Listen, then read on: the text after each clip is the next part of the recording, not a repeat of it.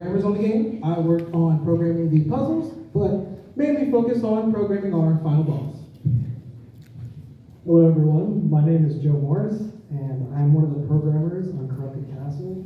I would consider myself a systems programmer, as I handled a lot of the complex systems, including the custom physics system for the player. I'm going to pass it off to my buddy here, Caleb. Hello everyone, my name is Caleb Norman. I'm the third programmer on the team, and the things I programmed mainly were the core mechanics script stealing, where you take abilities from enemies, as well as programming the 3 enemy types. I also worked on things like sound design and helped program some of the puzzles.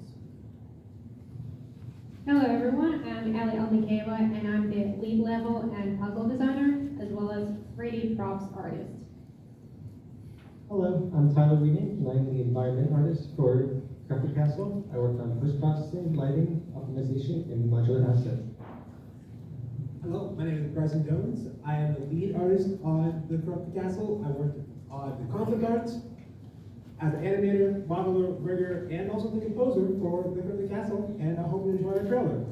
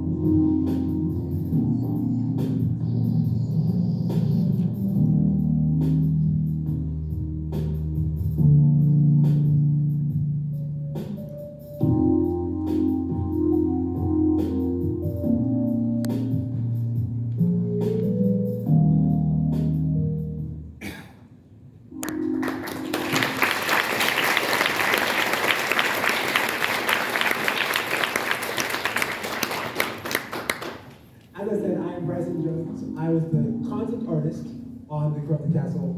As the concept artist, the project kind of started with me, so I had to come up with the look of the game, from the characters to the environment, and the character went through a lot of iterations. We didn't know whether we wanted to go more goofy style or more serious style. So that was a interesting problem to solve with the team. Eventually, I did come to a nice design where I took the helmet from one of the characters and put a cape onto it. And everyone really loved the design, so we had to go with that and taking it further in that direction. In other things that console artists do, environments, of course, and I went through a lot of passes in terms of trying to figure out how the environment would look, whether we're gonna have glitches everywhere or it's just gonna be a much more medieval piece. But no matter what I drew, it would not have come to life without Tyler's amazing work as an environmental artist. Yeah, so as an environment artist, I work mainly on modular assets. So walls, pillars, floors, ceilings, pillars, all the architectural assets of the game. So my goal was to make as many assets possible, as many uses as possible. So working along with our level designers, I could figure out what sort of parts I would need, what ways I could innovate with parts I have, and different assets I could make to improve our style. Here's our pop artist. Hello everyone, as I said, I'm the level designer and the prop artist, but starting with the level designer, our setting is the Broken and Forgotten Castle. So my main job was to make the space fun to explore while also supporting everything that the player can do. Which means that our game is based on the ceiling elemental powers, the fire, lightning, and the water. So the levels have to support 3 things: combat, puzzles, and fast movement. And the main challenge on that was balancing everything, balancing the pacing. So balancing the pacing means that you have to include the rooms that are just combat, some of them have to be just for puzzles, and some of them mix of both. But at the same time, not to forget about some rest areas, so it doesn't feel too overwhelming for the player. And aside from the level design, I also worked on the props. So working on that, I'm gonna pass it to the next person, to the Caleb, who worked on our animation rock paper scissors system. Hello everyone, as I said before, my name is Caleb, and as Ali said, our core mechanic kind of revolves around a rock, paper, scissors system. This is actually, could we? Yes, we swapped the order of two of us. That's our bad, sorry guys.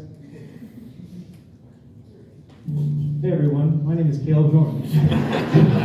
So I worked on core mechanic, which is script stealing. As stated before, it's kind of a rock, paper, scissors mechanic. So you've got fire enemies, water enemies, and electric enemies, with each one of those elements doing more damage to another one. These core mechanics, or these elements are all used in combat to overcome certain enemy types, but they're also used in puzzles. I programmed all the systems related to script stealing and to those elemental abilities, as well as programming the enemies themselves. What I wanted to do when creating the enemies was I wanted to program things that felt like they were alive and felt like they each had their own personalities. They don't just walk at you and attack mindlessly. They adjust and behave differently depending on what the player is doing. And another thing that also mixes up combat is that when you take a script from an enemy, it dynamically changes because it no longer has that elemental power. So a light bulb enemy, which is normally using electricity-based attacks, might change to become a stealth enemy since the light bulb is now turning off. All of this comes together to make very fun combat or engaging combat that keeps the games interesting throughout the game. But that combat would not be fun if there was not a solid player controller to go with it. Hey everyone, so again, my name is Joe Morris, and I created the player controller, and I also created a lot of complex systems to support my other developers on Corrupted Castle, as you can see there. But I am a programmer, so I'm not going to bore you with code. But like I said, I created a custom physics system, so Unity only handles the collisions for the player, but everything else as far as gravity and movement is handled completely by my own scripts. So it's also a lot more performant in engine. And I think the game was a lot better for it. I also created a custom moving platform system, so my fellow developers don't have to worry about how exactly the platform needs to move and where the start and end positions are. They can just drag and drop it into the scene, and it works quite nicely. I didn't do that. That's Caleb's, once again. But of course, without an antagonist, I created the protagonist, but without an antagonist, then there would be no game. So I'm going to pass it off to Isaiah here, who programmed the boss. Okay, hello everybody. So like Joe said, I was the lead programmer on our final boss. Mainly our story follows the character who's trapped in the game, and the developer wants to delete the game, maybe to save some space, we really don't know. But yeah, so creating the final boss, we wanted him to seem kind of ominous, kind of controlling as he used a keyboard. It's really fun to design.